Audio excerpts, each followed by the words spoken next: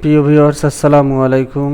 আমি আপনাদেরকে আজকে একটি বিষয় নিয়ে আলোচনা করব, তা হলো ডোমেইন হোস্টিং কি এবং সাবডোমেইন আপনি কিভাবে তৈরি করবেন, সাবডোমেইনের ভিতরে আপনি কিভাবে একটি ওয়েবসাইট তৈরি করবেন ইত্যাদি বিষয় নিয়ে আলোচনা করব।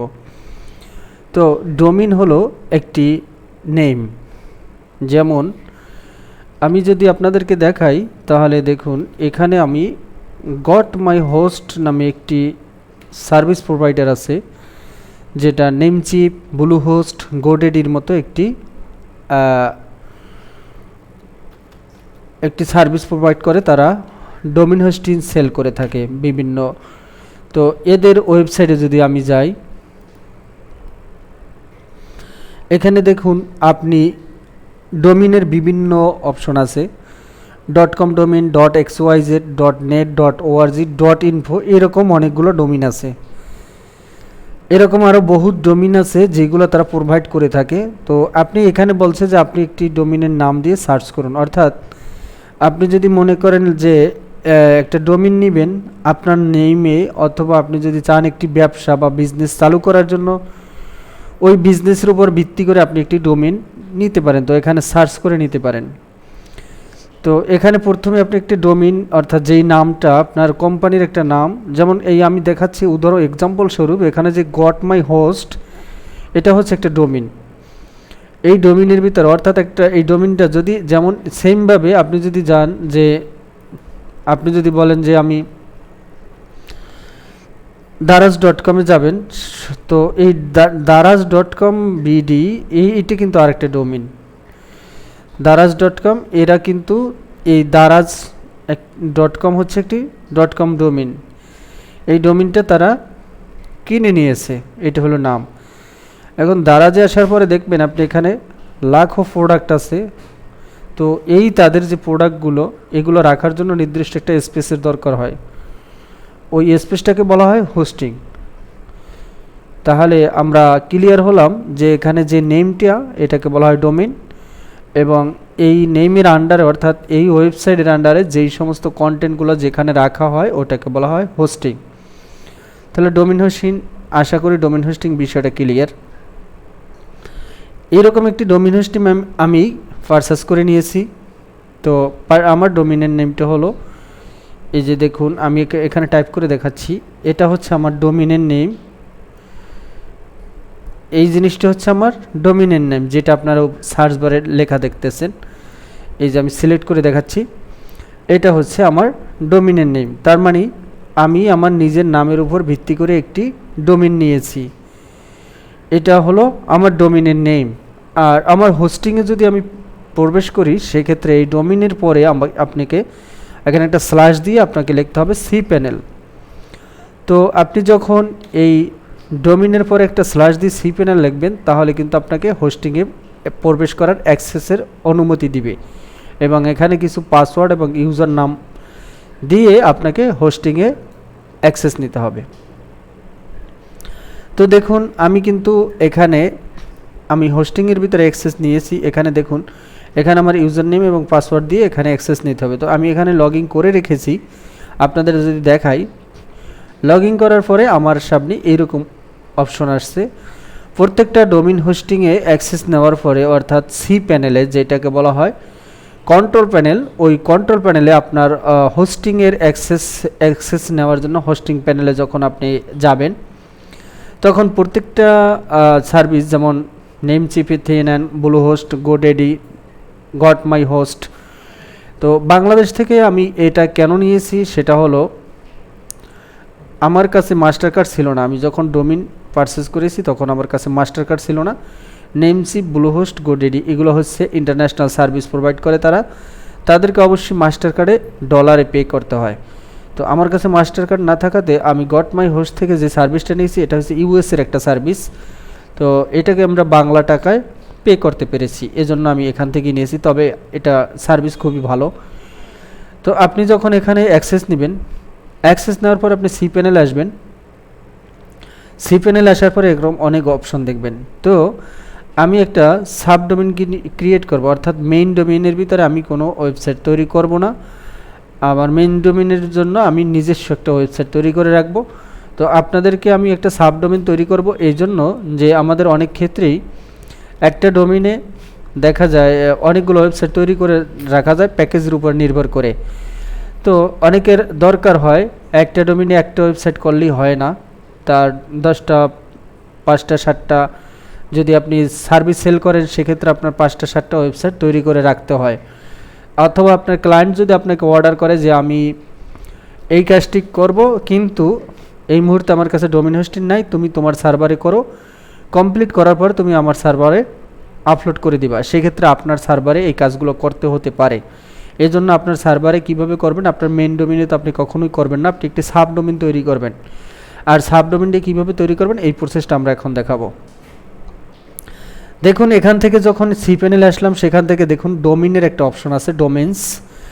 এখানে আসার পরে যতগুলো অপশন দেখবেন তার ভিতরে কোনো এক জায়গায় দেখবেন এরকম সাবডোমেন্স লেখা আছে। যেখানে সাবডোমেন্স লেখা থাকবে এটার মধ্যে আপনি একটি ক্লিক করে দিবেন।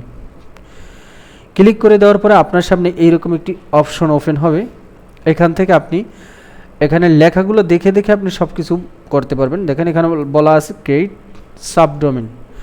তো এখানে আপনি সাবডোমেনের একটা নেম দিবেন, যেটা মেইন ডোমেনের আগে ডট দিয়ে বসে যাবে। দেখুন এখানে আমার ডোমেনের নামটা শো করতেছে। তো আপনাকে বলতেছে সাবডোমেনের নাম দেওয়ার জন্য। তো আমি একটি সাবডোমেনের নাম দিচ্ছি। মনে করেন আমি একটি ওয়েবসাইট তৈরি করব, তো একটি সাবডোমেনের নাম দেই। যেমন আমি এখানে দিলাম, আমি যেহেতু ডিবি থিম নিয়ে কাজ করবো এই জন্য ডিবি এই কথাটা লিখে দিলাম। ডিবি কথাটা লেখার পরে আমি বাইরে যে কোনো খালি জায়গায় একটা মাউসে ক্লিক করলে এই যে ডিবি লেখাটা দিছি সেটা কিন্তু আমার মূল ডোমেন ছিল কোনটা, এটা। আপনার যদি এখানে ডোমেন 2টা 3টে থাকে ক্রয় করা এই হোস্টিংয়ের সাথে অ্যাড করা, সেটা কিন্তু আপনি ড্রপ ডাউন ক্লিক করলে দেখতে পাবেন। তো আপনি মূল ডোমেন এটা এবং ডিবি হচ্ছে আমার সাবডোমেন, তাহলে এই ডিবিটা মূল ডোমেনের আগে বসে যাবে। দেখুন এইটা হচ্ছে আমার মূল ডোমেন, তার আগে ডিবি বসে গেছে। ডিবির পরে বলা হয়েছে ডিবি ডট মেইন ডোমেন যেটা আছে সেটা .com। তাহলে এটা হলো আমার মেইন ডোমেন এবং পূর্বে যেটা বসছে এটা হলো সাবডোমেন। আশা করি এতটুকু বিষয় ক্লিয়ার। এতটুকু বিষয় ক্লিয়ার হলে আপনি এখানে ক্রিয়েটে ক্লিক করে দিবেন, তাহলে কিন্তু আপনার একটি ডোমেন তৈরি হয়ে যাবে। তবে একটা জিনিস খেয়াল করে রাখবেন, এখানে সাবডোমেনটা দেওয়ার পর আপনি কোন ডোমেনের সাথে সাবডোমেনটা তৈরি করবেন সেটা এখান থেকে সিলেক্ট করে নেবেন। ড্রপ ডাউনে ক্লিক করবেন।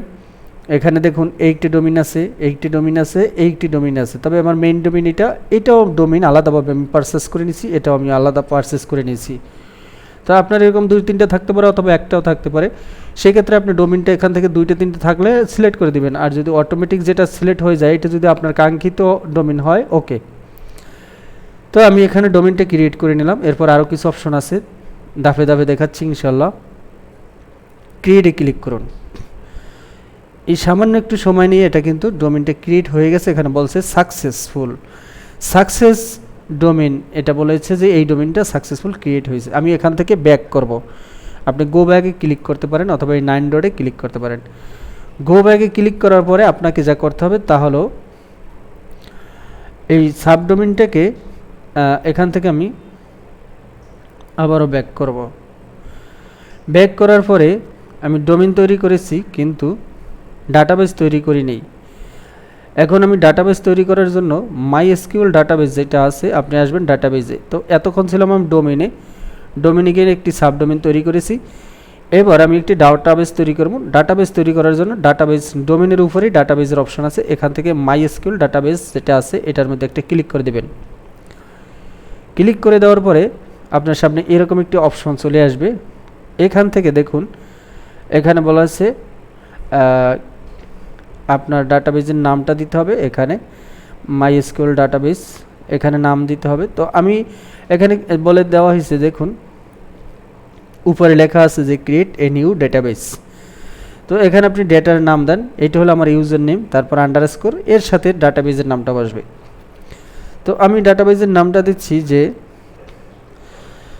আমি ওই সাবডোমেনের নামের সাথে মিল রেখে আমি ডিবি এই ডাটাবেসটি দিলাম এবং ডাটাবেসটাকে এখানে ক্রিয়েট করে দিচ্ছি।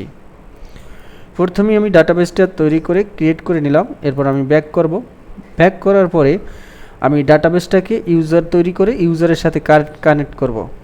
তো আমার ডাটাবেস এখানে তৈরি হয়ে গেছে। এরপর কি করতে হবে, এখানে আমার একটা ইউজার তৈরি করতে হবে এবং পাসওয়ার্ড দিতে হবে। তাহলে কয়টি ধাপ আমরা পার করলাম, এখানে প্রথমে আমি একটি সাবডোমেন তৈরি করলাম, তারপর একটি ডাটাবেস তৈরি করলাম। ডাটাবেস তৈরি করার পরে এখন আমি আসছি কোথায়, অ্যাড নিউ ইউজার, এখানে আসলাম। আসার পরে আমি এখানে ইউজার তৈরি করব। ইউজারের নেম দেবো, আমি একটা ইউনিক নাম দেওয়ার চেষ্টা করব, তবে ওই যেটা আমি সাবডোমেন তৈরি করছি বা ডাটাবেসের নাম করছি ওটাও দিতে পারি। তো এখানে আমি নেম দিয়ে দিচ্ছি ইউজারের,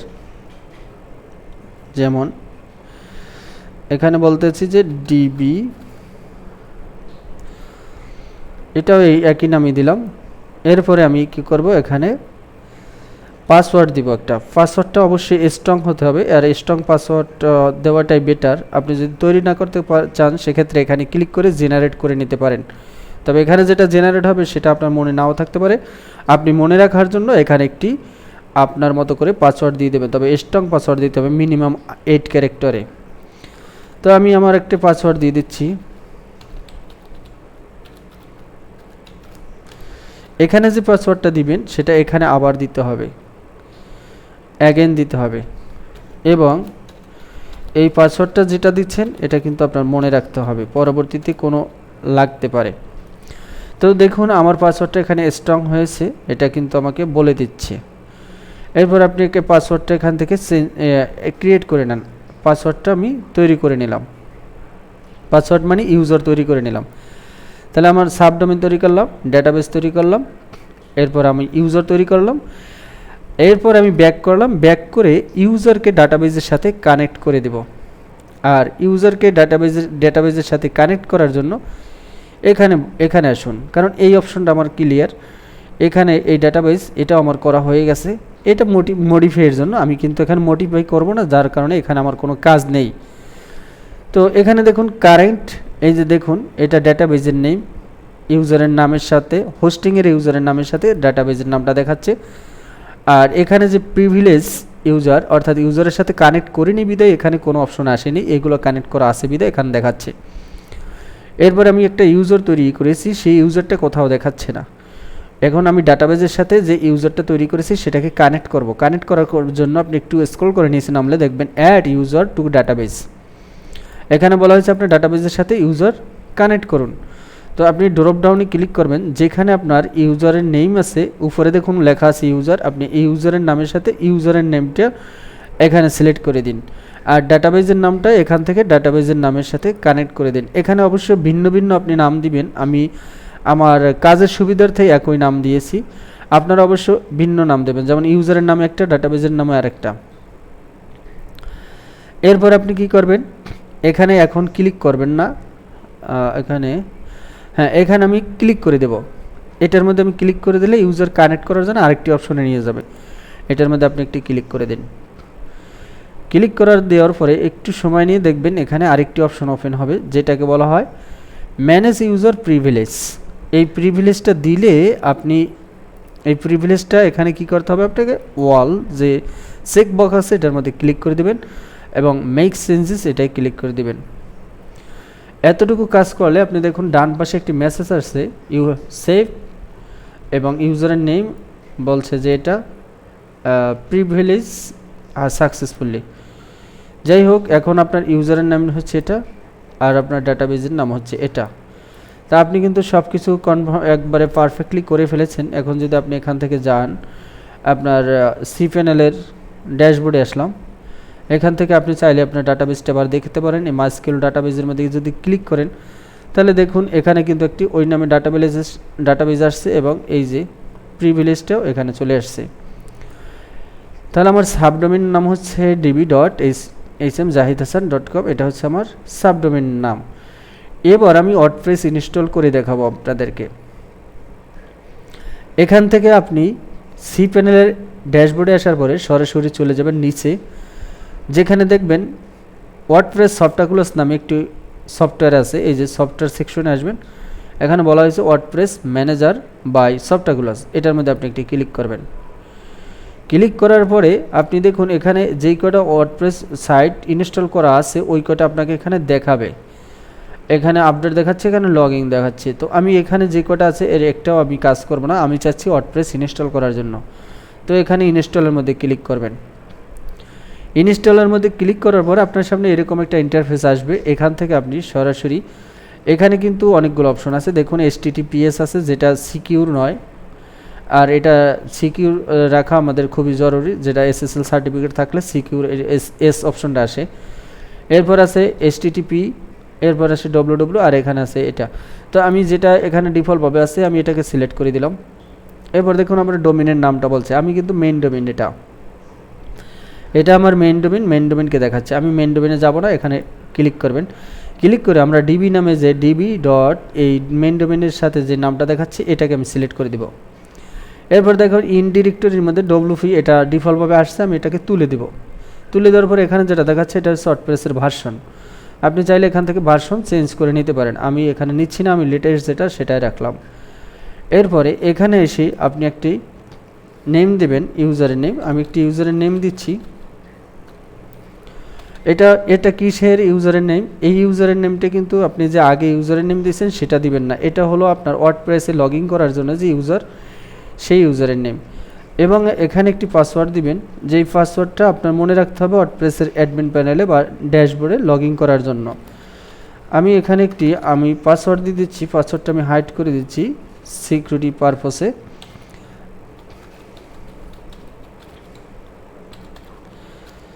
তো আমি এখানে একটি পাসওয়ার্ড দিয়ে দিলাম, পাসওয়ার্ডটি আমার অবশ্যই স্ট্রং হয়েছে। এখানে একটি অ্যাডমিন ইমেল দিব, যদি কোনো আমার থিমের ভিতর কোনো রকম ত্রুটি আসে ওই ইমেলের মাধ্যমে আমি নোটিফিকেশন পেয়ে যাব। তো আমার ওয়েবসাইটের ভিতরে যদি কোনো রকম সমস্যা হয় সেক্ষেত্রে রিকভারি করতে পারবো। তো এজন্য আমি একটি ইমেল দিচ্ছি।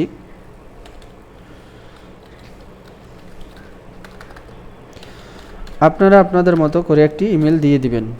তো এতটুকু যদি কাজ আপনি করতে পারেন তাহলে মনে করুন আপনি 90% কাজ করে ফেলেছেন, আর 10% কাজ বাকি আছে।